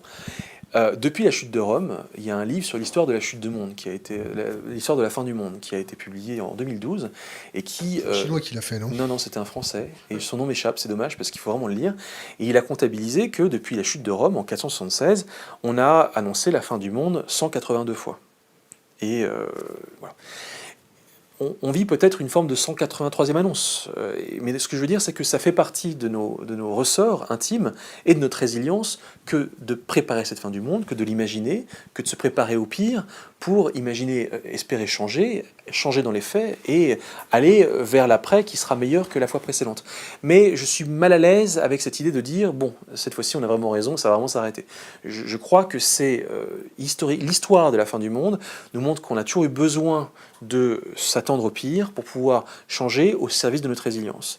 Et donc, en ce sens, je ne crois pas à l'effondrement. Donc, vous ne croyez pas à l'effondrement. Est-ce que vous connaissez en détail leur thèse? Oui, parce que j'ai lu Comment tout peut s'effondrer de Pablo Servigne et Guillaume Chappelle et Raphaël Stevens, et j'ai lu également Comment tout va s'effondrer de Il va me revenir, mais c'est chez mon éditeur Les Liens qui libèrent, donc je connais leur thèse. Mais on peut discuter dans le détail des thèses. Moi, ce que j'aime beaucoup, c'est cette démonstration de l'interconnexion en fait, des systèmes, notamment énergétiques, transport, etc. Et ça, c'est quand même très intéressant de voir que cette interconnexion, en fait, fragilise nos systèmes. Et que la résilience, ce serait paradoxalement, justement, de se déconnecter de ces détendre. systèmes. On dit un système overstretch en ce moment. Ouais. C'est leur grande phrase, c'est le système hyper tendu. Ouais. Et à la moindre surtension, par effet domino, tout se vautre. Tout à fait. On met de côté de temps en temps, du moins on ferme cette parenthèse collapsologique, la sécurisation militaire et les déploiements géostratégiques, les projections militaires des États européens pour aller sécuriser les matières premières énergétiques. Vous les avez étudiées, vous en avez vu, vous avez vu quelque chose. Bon, mis à part les Chinois qui se projettent un peu partout. La France fait des choses pour... Non. Aujourd'hui, il n'y a pas de projection militaire. Alors après, il faudrait rentrer dans la question du Mali, que je n'ai pas bien étudié. Alors, sincèrement, pour des matières premières stratégiques comme les métaux stratégiques, hein, je parle de ma lucarne parce que c'est ce que je connais. Sincèrement, je ne vois pas. Alors après, le Mali, c'est encore une question, et je ne sais pas. Mais aujourd'hui, est-ce que l'Europe et la France ont des projections militaires sur ces enjeux de métaux rares, critiques, stratégiques? Non, on ne se fait pas la guerre aujourd'hui. Et d'ailleurs, vous savez qui me le dit, c'est Alain Juillet, qui est dans le livre, qui est interrogé, qui je sais bien est également passé par ici, à qui j'ai posé la question de savoir si les services français s'étaient intéressés à ces questions-là. Et Alain Juillet me répond les services français sont à des... Je le cite quasiment verbatim, hein, j'ai oublié le mot à mot ce qu'il y a dans le livre, mais dans mon livre, mais les services français sont à des années-lumière de ces sujets-là. Donc quant à vous dire si l'armée française y est, je pense qu'elle a plein de sujets en tête, mais pas celui d'aller sécuriser du Tantal au fin fond de la République démocratique du Congo, ou d'aller regarder qu'est-ce qu'on peut extraire et sécuriser comme lithium. Donc je ne vois pas d'enjeu militaire autour de ça. Et aujourd'hui, on ne se fait pas forcément la guerre pour ces métaux rares. Alors on a une réflexion de notre communauté sur Internet qui nous dit... c'est Boira qui nous dit ça, il dit Pablo Servigne, pour ne citer que lui, ne parle pas de la fin du monde, mais de la fin d'un monde, soit d'un effondrement systémique de notre civilisation thermo-industrielle. Ne pas saisir la nuance, c'est ne pas connaître le sujet. Ça dans les dents. Et pourtant je l'ai lu, donc vous voyez.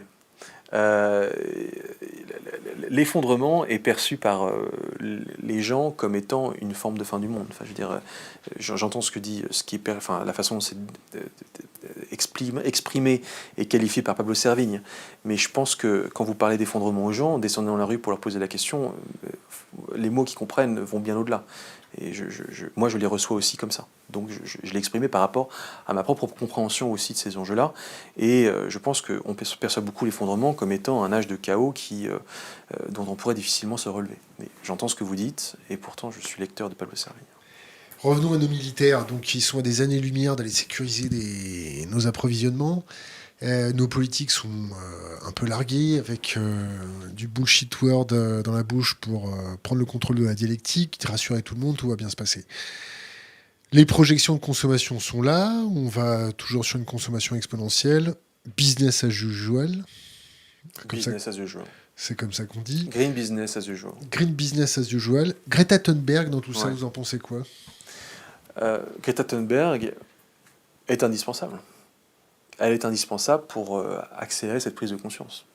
Donc Greta Thunberg dit la science, elle nous dit, elle nous met face à nos réalités de consommateurs, face aux conséquences réelles de nos actes de consommation, face à nos contradictions, face à notre myopie, face à notre peut-être égoïsme aussi.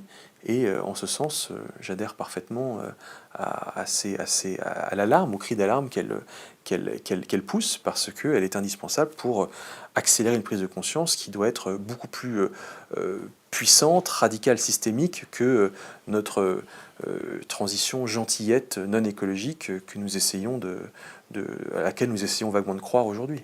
Donc Greta Thunberg est beaucoup plus radicale dans son discours. Et elle nous met en face d'une nécessaire radicalité de nos actions qui est, je crois, absolument nécessaire.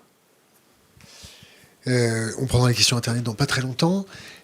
Est-ce que vous avez suivi le fait que certains GAFA, il y a Google qui se fait attaquer, je crois qu'il y a d'autres grosses multinationales qui se font attaquer parce qu'ils feraient travailler des enfants oui. où ils se font dans attaquer. Le mine de cobalt. Dans le mine de cobalt. Enfin, ils feraient. C'est pas eux qui les font travailler. C'est pas eux, bien entendu. Mais de fil en aiguille, à la fin, c'est eux qui vont se faire attaquer. Vous voyez beaucoup de démarches de la société civile dans ce sens-là? Est-ce qu'il y a des groupes qui se réveillent, qui se mettent en collectif pour dire voilà, bon maintenant ça suffit? Est-ce qu'il y a des industriels qui se mettent avec ces groupes comme les Fairphone ou les choses comme ça pour dire voilà, maintenant c'est le consommateur qui dicte sa loi et on bouge? Vous avez suivi des choses comme ça? Oui. Le sujet du cobalt, et plus précisément de l'extraction du cobalt dans des mines artisanales dans la province du Katanga au Congo, et notamment par des enfants, c'est la patate chaude. C'est-à-dire que le moment où vous commencez à mettre des images sur cette réalité, ces images charrient avec elles une telle violence émotionnelle, enfin je veux dire c'est une telle puissance émotionnelle, que c'est l'un des sujets qui est le plus porté par la société civile quand il s'agit de parler des métaux que l'on trouve dans nos technologies du quotidien. Est-ce qu'il faudrait mettre par exemple sur les boîtes de téléphone portables toutes neuves, toutes belles, toutes bien designées par des sociétés, est-ce qu'il faudrait mettre des photos comme sur les paquets de clopes? Genre des trucs comme ça. Genre le trou de la mine machin, le petit enfant qui ne mange pas mais qui a les mains dans la mine, genre le cancer du poumon chez le Chinois qui a trop respiré le graphite ou des choses comme ça. Alors c'est très radical et proposition très, très provocatrice, mais après tout, si on dit fumer tue, voilà. La vie tue. Mais après tout, effectivement, téléphoner, utiliser un téléphone portable, ça a un impact sur la planète et ça a un impact sur les conditions sociales des gens qui travaillent dans les mines qui permettent de fabriquer des téléphones portables. Donc on serait bien inspirés, nous consommateurs, d'avoir la sagesse de regarder la réalité de l'extraction de ces métaux. Bon. Donc je pense qu'il y a quelque chose qu'on pourrait faire qui serait facile à faire, c'est de parler de l'intensité matérielle du téléphone. Je m'explique. Quand vous achetez un billet à la SNCF, il y a l'intensité carbone de votre billet. C'est-à-dire vous avez pris un train entre Paris et Lyon et ça a généré tant de carbone. Donc vous avez ce chiffre-là. Pourquoi pas faire pareil avec un téléphone portable? Et pourquoi pas dire, votre téléphone portable, qui pèse 120 grammes, eh bien, pour le fabriquer, il a fallu 70 kg, 100 kg, 120 kg de matière. Et le ratio entre le poids du produit fini et la matière qui a été mobilisée en amont pour faire ce produit, c'est 1 à 500, 1 à 1000.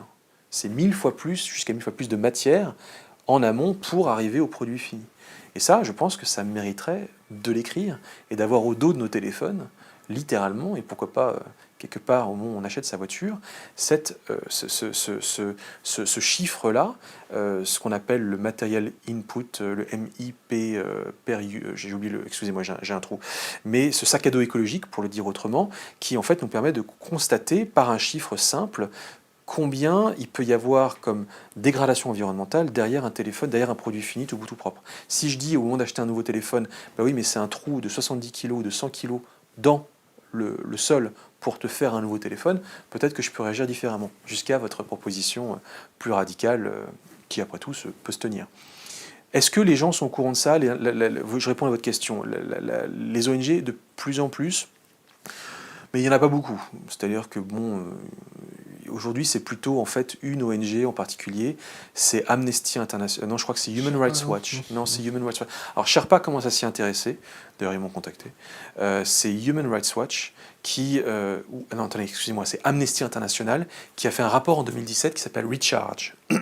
Et ce rapport, en fait, fait le point sur les conditions de travail dans les mines avec des enfants au Congo et a été capable de remonter le lien jusqu'au produit fini et de cibler des dizaines d'industriels de la voiture électrique, des industriels des téléphones portables, en disant mais c'est ce cobalt-là qui termine dans vos batteries.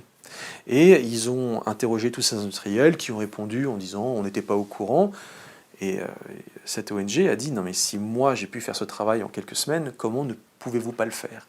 Et ça a eu l'effet d'un électrochoc parce que notamment Renault s'est retrouvé directement ciblé avec à l'époque Carlos Ghosn qui a dû répondre de ces questions-là devant des députés dans le cadre d'une commission d'enquête. Carlos Ghosn a dit attendez, moi j'achète pas de cobalt, j'achète des batteries. Oui, mais en fait, tu achètes du cobalt, donc tu es censé être au courant. Et donc, les industriels ont pris conscience du risque que ça représente que d'aller chercher des minerais dans des zones où les droits de l'homme ne sont pas respectés. Et donc, l'industriel, il est obligé d'agir. Il n'agit pas par conversion écologique ou par conviction écologique, il agit parce que ça va lui coûter de l'argent. Ça va lui coûter de l'argent de se retrouver à devoir répondre de la presse à l'occasion d'une campagne négative dans la presse. Et ça risque de lui coûter aussi quelques points à la bourse le lendemain. Et donc l'industriel, il commence à agir en termes de sourcing éthique, à mieux contrôler l'origine des minerais, parce que il veut se protéger parce qu'il sait qu'aujourd'hui, ça devient un enjeu de réputation fort, et donc ça va lui coûter de l'argent s'il ne prend pas cet enjeu à bras-le-corps. Donc c'est les sujets qui commencent à monter.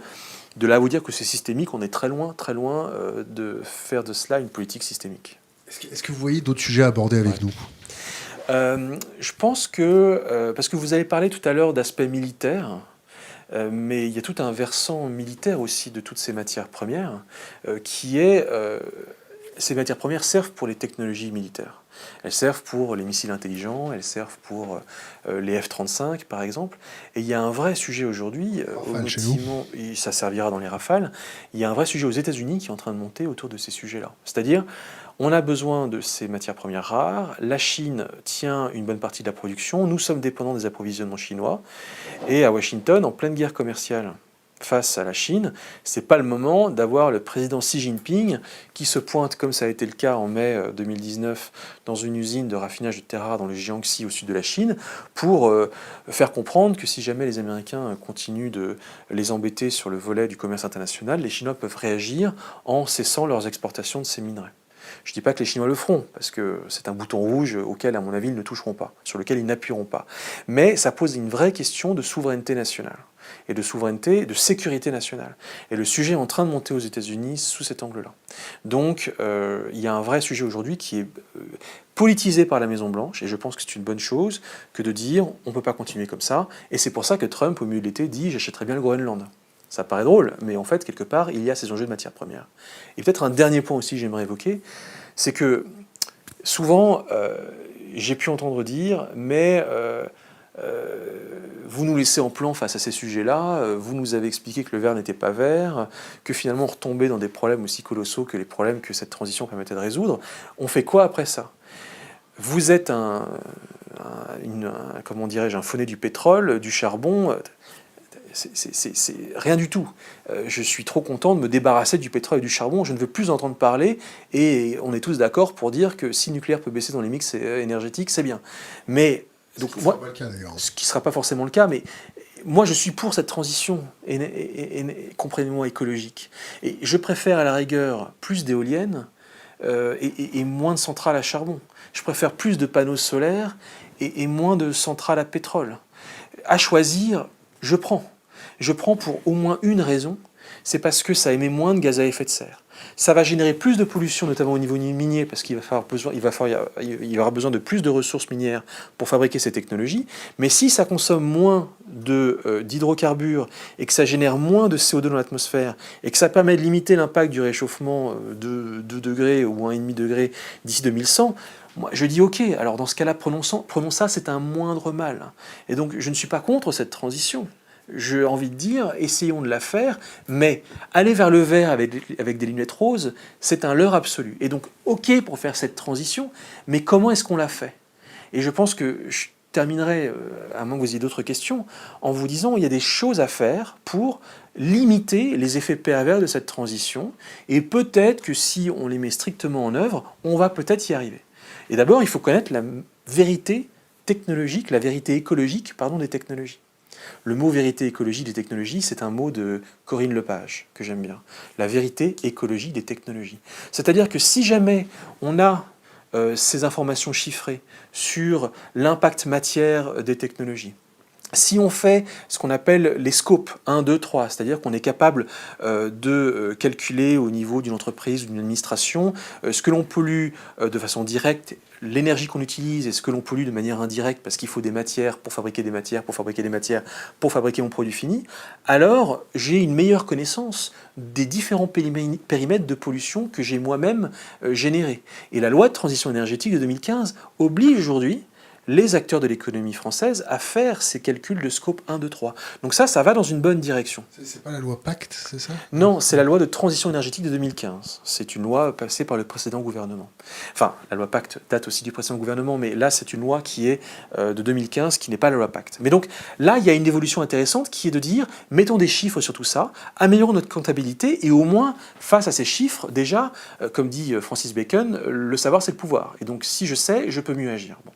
Mais ça, c'est une première chose qui est indispensable. Ensuite, il va falloir mieux sourcer l'origine de la matière, mieux contrôler d'où elle vient, et je veux bien faire sa transition, mais à la condition que, on aille chercher des minerais dans des conditions plus éthiques, et qu'on ne reproduise pas en réalité des phénomènes de domination culturelle de l'Occident sur le reste du monde avec cette transition énergétique, comme on est en train de le faire actuellement, parce qu'après tout, nous avons cherché ces minerais chez les plus pauvres.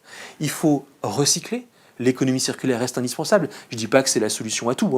On a beau pouvoir recycler 100% d'un minerai, ou d'un métal, pardon, ça n'empêche pas de devoir continuer à aller chercher de nouveaux métaux à la mine parce que notre consommation est plus forte. Mais quand même, on est tous d'accord pour dire que si jamais on se donne la peine de mieux recycler tous ces métaux rares qu'on recycle à moins de 1%, le monde ne se porterait pas plus mal. Et donc ça aussi, c'est des gros enjeux. Et la question aussi de la relocalisation de nos systèmes de production qui inclut, qu'on le veuille ou non, les mines. Parce que relocaliser nos boucles d'alimentation, relocaliser nos monnaies, dire qu'on a des monnaies locales, c'est sympa. Mais c'est bien de dire qu'on va relocaliser notre production d'énergie, très sympa. Mais si c'est pour dépendre de métaux rares qui sont extraits à 10 000 km, ça n'a pas de sens. Donc si je vais aller jusqu'au bout de la logique, ça veut dire qu'il faut que j'aille relocaliser mes mines pour aller extraire des métaux rares localement chez moi, pour produire une éolienne localement. Ça va très loin, cette notion de localisation, de relocalisation, et ça aussi, il faut y réfléchir. Et bien évidemment, après, la question des modes de consommation est fondamentale. Et je crois que là-dessus aussi, nous sommes qu'au début de ces questions qui sont vertigineuses. Mais donc, je voudrais vraiment insister sur le fait que moi, je suis un citoyen, je constate et je tombe de ma chaise quand je vois tous ces constats-là. Je les ramène de bonne foi, humblement, en essayant de vous montrer les chiffres les plus officiels qui soient. Ça ne veut pas dire que j'ai envie de rester confortablement dans l'âge d'avant. J'ai envie d'avancer, et si les choix technologiques qui ont été engagés il y a une dizaine d'années, une quinzaine d'années, une trentaine d'années avec cette transition énergétique s'accélèrent et nous permettent quand même effectivement un peu moins d'émissions de CO2, eh bien, dans ce cas-là, allons-y, mais encore une fois, il y a des choix beaucoup plus courageux à faire que ceux qu'on a fait pour faire de cette transition un succès, si tant est qu'elle puisse être un succès. Question d'Internet oui. de Bosdo. Monsieur Pitron a-t-il des exemples de pays dans le monde qui prennent une direction exemplaire sur ces sujets et sur lesquels nous pourrions prendre exemple? Alors, il y a plusieurs façons de penser décision exemplaire. Si je dois prendre un exemple pour un pays qui prend des décisions exemplaires en matière économique, de green tech, d'emploi vert, j'irai en Chine. Parce que la Chine, je sais que votre question c'est sur l'écologie, mais j'y réponds quand même d'un point de vue économique. C'est-à-dire qu'aujourd'hui, il y a un pays développé, enfin quasiment développé, la Chine n'est pas un pays seulement en voie de développement, une grande puissance aujourd'hui qui pense le temps long, c'est la Chine. Et la Chine est capable de penser à 10, 20, 30 ans. 10 ans, 20 ans, 30 ans. Et donc aujourd'hui, si je devais prendre un pays qui de façon exemplaire applique une stratégie industrielle pour gagner la bataille des emplois verts, des technologies vertes, et tirer profit de cette transition à son avantage d'un point de vue économique et géopolitique, je dis c'est en Chine qu'il faut aller. Ensuite, sur le plan environnemental. En fait, j'ai l'impression que une partie des choses se passe dans la frugalité et dans la sobriété, et qu'il y a des pays qui... faut rigoler. Chaton et licorne. Non, mais il y a des pays qui sont intéressants parce que, si vous voulez, aujourd'hui, je pense notamment aux questions numériques, parce qu'ils sont liés aux questions énergétiques, hein, puisque les smart cities, c'est de l'énergétique et du numérique. On a quand même besoin d'aller vers une simplification de nos modèles de consommation numérique. Et il y a en Inde et dans certains pays d'Afrique certains exemples de plus grande sobriété de nos consommations de ces technologies-là par rapport au grand n'importe quoi, à la grande gabegie qu'on peut trouver en Occident. Donc, ok, je vous ai fait une réponse un peu facile. Aussi pertinente qu'un filet d'eau tiède. Donc en fait, je vais me taire parce que dans ce cas-là, c'est pas la bonne réponse à donner. Autre question. Non, mais en réalité, c'est qu'il n'y a pas. Aujourd'hui, tout le monde veut la croissance. Voilà. Donc à moins d'aller en Somalie et de dire effectivement, c'est comme ça que ça devrait se passer parce que voilà. Non, en réalité, tout le monde veut la croissance et il n'y a pas des pays qui prennent une direction nécessairement différente. Mis à part quelques exemples intéressants. Ouais, mais le Bhoutan, c'est un truc de journaliste, ça. Excusez-moi. Le bonheur national journaliste. Bon, tout le monde est allé là-bas, tout le monde a parlé du bonheur national brut, tout le monde a dit que c'était génial. J'adore cette réponse. C'est un truc de journaliste. Je suis très méfiant en fait. Je suis très méfiant sur cet exemple-là. Le Bhoutan, je ne connais pas le tarif du visa pour aller aller là-bas. Et donc, je veux dire, tout pays est donc quelque chose d'autre. Là où je prenais les exemples de frugalité, même si ce mot est un peu bisounours, c'était de dire qu'il y avait aussi des exemples qui venaient de l'innovation inversée. Et je trouve que ces concepts d'innovation inversée sont intéressants. Autre question Internet. Est-il souhaitable de lancer l'extraction à grande échelle des terres rares en France ? Ouais. Quelle est la situation actuelle de l'aval de la filière en France, compte tenu du monopole chinois sur les matières premières ? Ouais. Rhodia La Rochelle ayant quasi mis la clé sous la porte en 1998. Ouais. Alors, d'abord... question de l'épaule. D'abord, j'insiste, et je le dis avec provocation et délectation, ouvrir des mines en France, c'est la décision la plus écolo qu'on puisse prendre. Parce que, soyons clairs, soit je continue à faire l'autruche en laissant toutes ces matières premières extraites à l'autre bout du monde, et puis je me vante de faire ma transition écolo, soit je relocalise, mais ça va se faire selon des critères français, des réglementations françaises, avec un contrôle de la société civile et des journalistes. Et avec des prix français. Et avec des prix français. Comptez sur moi. Comptez sur moi sur l'aspect journalistique. Donc ça veut dire que l'industriel qui veut extraire autant de terres rares en France qu'en Chine, ça ne va pas se passer aussi facilement que si jamais il avait les mains libres en Chine. Et donc vous aurez du minerai plus propre, ou en tout cas moins sale, et donc vous aurez des technologies vertes moins sales. Et donc en fait, c'est une excellente décision écologique, que de décider d'ouvrir des mines en France, parce que ça nous permettrait de limiter l'impact écologique de nos technologies vertes. Et on pourrait tout à fait le faire, on n'a pas tous les métaux, mais on en a, on peut aller extraire du tungstène en France, des terres rares, et en Europe, on trouve également des gisements de terres rares, de lithium, on a découvert aussi des gisements de lithium en France, et donc en fait, on pourrait produire une partie de nos besoins, je dis pas tout, mais on pourrait tout à fait s'y mettre, et je pense que c'est aussi un enjeu de justice que de dire qu'on se partage le fardeau avec les pays pauvres qui se dégueulassent leur environnement pour qu'on puisse acheter des iPhone 11 à je ne sais combien d'euros. L'aval de la filière, pour vous répondre, l'aval de la filière des technologies vertes, il faut regarder filière par filière. La filière photovoltaïque, il n'y a quasiment plus aucun emploi industriel aujourd'hui dans le secteur photovoltaïque en France. Mis à part Photowatt, peut-être quelques autres. En gros, tous ces emplois sont partis en Chine. Et aujourd'hui, les emplois qui restent dans le secteur des panneaux solaires, c'est des emplois de maintenance et d'installation de panneaux solaires, mais pas des emplois industriels de fabrication de panneaux solaires, ou en tout cas très peu d'emplois. La Chine a tout trusté. Ensuite, si vous voulez regarder la batterie, par exemple, c'est pas brillant. Aujourd'hui, l'essentiel de nos constructeurs automobiles français ont besoin de batteries pour leurs voitures électriques, mais ces batteries, elles sont fabriquées en Corée du Sud ou en Chine. Donc, c'est pas brillant non plus. Alors aujourd'hui, le président Macron dit il faut on peut pas accepter cela, il faut un Airbus de la batterie, il faut qu'on mette plein de milliards d'euros pour pouvoir relancer une industrie européenne de la batterie, pour pouvoir avoir nos propres batteries, mais ça va prendre quand même pas mal de temps avant qu'on puisse rattraper notre retard par rapport aux Chinois. Vous avez évoqué l'exemple, l'aspect Rhône-Poulenc. L'aspect Rhône-Poulenc, il vient se glisser entre la mine et le produit fini, puisque Rhône-Poulenc, en fait, c'est le raffinage. Rhône-Poulenc devenu Rhodia, et aujourd'hui Rhodia, c'est Solvay. Mais aujourd'hui, Solvay, avec sa branche terre rare à La Rochelle, existe toujours, mais elle tourne à moindre régime que... elle n'a pas fermé en 98. Les activités ont simplement été pour partie délocalisées en Chine. Les activités de raffinage existent toujours, mais sur un segment moins polluant qu'à l'époque, et donc c'est des emplois qui sont perdus. Et donc aujourd'hui, la France n'a plus le leadership du raffinage des terres rares comme elle pouvait l'avoir dans les années 80-90. Ce leadership est parti bien évidemment vers la Chine. Donc on a sur l'aval de la filière des terres rares les conséquences de nos choix économiques. Et comprenez bien, pleurer sur les emplois, sur la désindustrialisation qui a été agencée par la Chine, c'est se leurrer. C'est nous qui avons décidé de nous désindustrialiser. C'est la France qui a fait ce choix, et les pays occidentaux qui ont fait ce choix de délocaliser la pollution, mais du coup de délocaliser les emplois, les industries qui allaient avec et qui étaient salissants.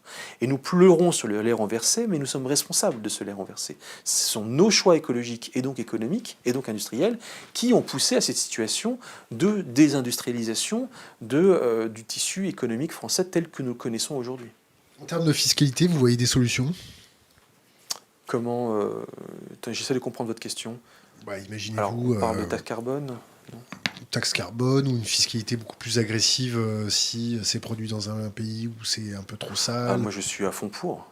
Je suis à fond pour la taxe carbone. Et j'applaudis dès demain lorsque Ursula von der Leyen parle de taxe carbone. Parce que taxe carbone, ça veut dire qu'on va taxer à l'entrée sur le territoire européen par exemple, des panneaux solaires qui sont chinois et qui ont été produits dans des conditions dégueulasses. Et en fait, si jamais on est capable de réajuster à la hausse le prix de ces panneaux solaires, parce que ces panneaux solaires ont un bilan environnemental avant d'arriver sur le territoire français qu'il faut bien prendre en compte, et que cela permet de rendre éventuellement notre secteur de production de panneaux solaires d'un point de vue industriel un peu plus compétitif, moi je suis pour, et donc ça peut valoir pour tout.